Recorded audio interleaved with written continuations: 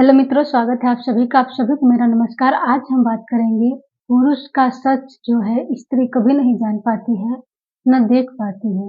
पुरुष का दुख एक अलग ही तरीके का होता है कि वो इतना कार्य करता है मात्र अपने परिवार, अपने बच्चे, अपने बीवी के लिए, लेकिन स्त्रियों को ये समझ में नहीं आता है, चाहे पुरुष मजदूर हो या कोई भी हो, कि वो कितनी कड़ी मेहनत करता है, धूप में जलता है, खुद को सुखाता है, कितना मेहनत करता है, सिर्फ़ कि बीवी बच्चे खुश रह सकें। लेकिन स्त्रियों को वो चीज़ें नहीं दिखती हैं कि पुरुष आखिर में मेरा पति कैसे-कैसे कार्य करता है, कितना मेहनत करता है, तब जाके हम कहीं न कहीं सुकून से घर में रह के खाना खा पाते हैं, भोजन कर पाते हैं और चैन की नींद सोते हैं। उस पुरुष का दुःख जो होता है, कठिनाई जो होती है, स्त्रियों को नहीं दिखती है। उनको सिर्फ़ शिकायत होती है कि पुरुष ढेर सारा पैसा कमाए, मुझे ऐशो-आराम की ज़िंदगी चाहिए।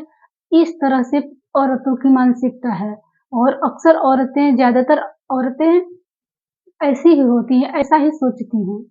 पुरुष के ऊपर कितनी ज़िम्मेदारी है, ये नहीं देख पाती हैं कि उनका भी एक जीवन है, उनकी भी कुछ इच्छा होती है जीवन में।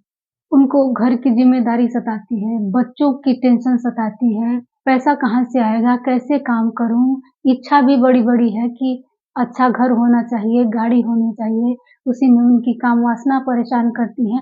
तरह-तरह की चीज़ें जो हैं पुरुषों के ऊपर हावी हैं। स्त्रियों को इस बात का ज़रा भी टेंशन नहीं रहता है कि आदमी कहाँ से कमा के लाएगा। अगर औरत समझदार है तो उसमें हाथ बटाती है, सहयोग करती है। ऐसे समझदार स्त्रियाँ कम ही होती हैं, अपने पति के दुःख को समझे। क्यों? क्योंकि देखिए, उस पुरुष से उनका प्रेम संबंध तो है नहीं, शर्तों के आधार पे उनका विवाह हुआ था। इतनी झूठ-मूठ बातें बोल के शादी होती है कि पूछिए मत।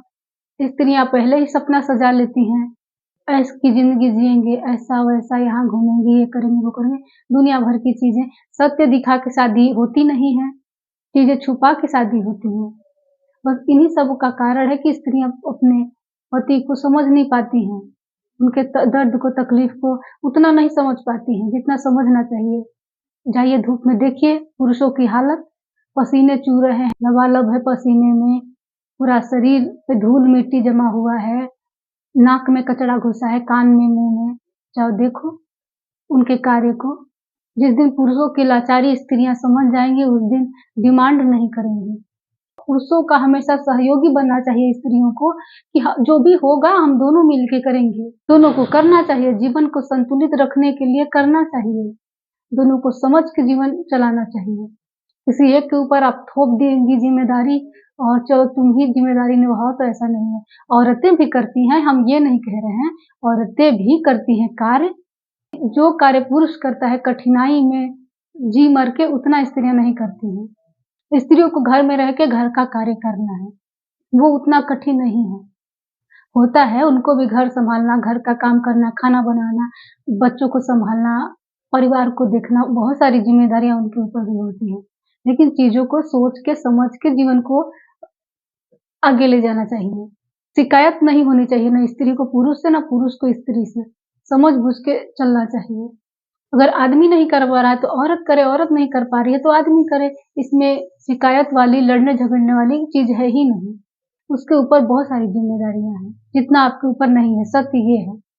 छोटा-सा जीवन है, बस बिता लेना है, तो शिकायत भरी जीवन से जीने से अच्छा है कि एक-दूसरे का सहयोगी बन के जीवन बिताएँ।